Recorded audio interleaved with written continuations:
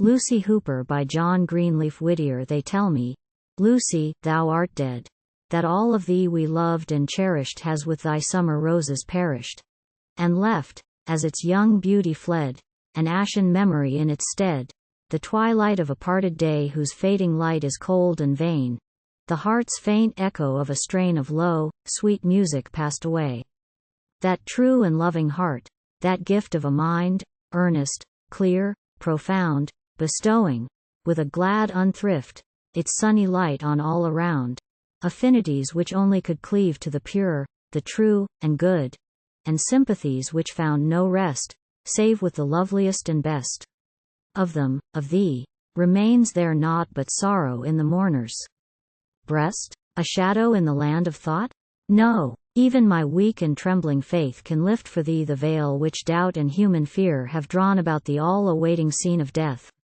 Even as thou wast I see thee still, and, save the absence of all ill and pain and weariness, which here summoned the sigh or wrung the tear, the same as when, 2 summers back, beside our childhood's Merrimack, I saw thy dark eye wander o'er stream, sunny upland, rocky shore, and heard thy low, soft voice alone midst laps of waters, and the tone of pine leaves by the west wind blown. There's not a charm of soul or brow, of all we knew and loved in thee, but lives in holier beauty. Now, baptized in immortality, not mine the sad and freezing dream of souls that, with their earthly mold, cast off the loves and joys of old, unbodied, like a pale moonbeam, as pure, as passionless, and cold.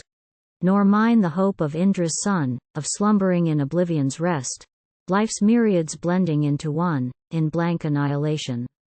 Blessed dust atoms of the infinite, sparks scattered from the central light, and winning back through mortal pain their old unconsciousness again. No, I have friends in spiritland, not shadows in a shadowy band, not others, but themselves are they. And still I think of them the same as when the Master's summons came. Their change, the holy morn light breaking upon the dream-worn sleeper, waking, a change from twilight into day. They laid thee midst the household graves, where father, brother, sister lie. Below thee sweep the dark blue waves, above thee bends the summer sky. Thy own loved church in sadness read her solemn ritual o'er thy head, and blessed and hallowed. With her prayer the turf laid lightly o'er thee there. That church, whose rites and liturgy, sublime and old, were truth to thee, undoubted to thy bosom taken, as symbols of a faith unshaken. Even I, of simpler views, could feel the beauty of thy trust and zeal, and, owning not thy creed, could see how deep a truth it seemed to thee, and how thy fervent heart had thrown o'er all, a coloring of its own, and kindled up, intense and warm, a life in every rite and form, as when on Chabar's banks of old, the Hebrew's gorgeous vision rolled, a spirit filled the vast machine, a life, within the wheels, was seen.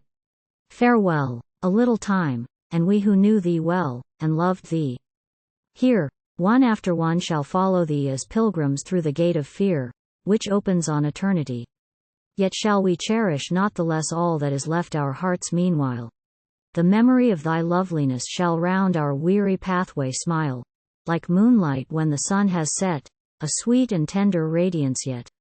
Thoughts of thy clear-eyed sense of duty, thy generous scorn of all things wrong, the truth, the strength, the graceful beauty which blended in thy song. All lovely things, by thee beloved, shall whisper to our hearts of thee. These green hills, where thy childhood roved, yon river winding to the sea, the sunset light of autumn eves reflecting on the deep, still floods, cloud, crimson sky, and trembling leaves of rainbow-tinted woods, these, in our view, shall henceforth take a tenderer meaning for thy sake, and all thou loved st of earth and sky, seem sacred to thy memory.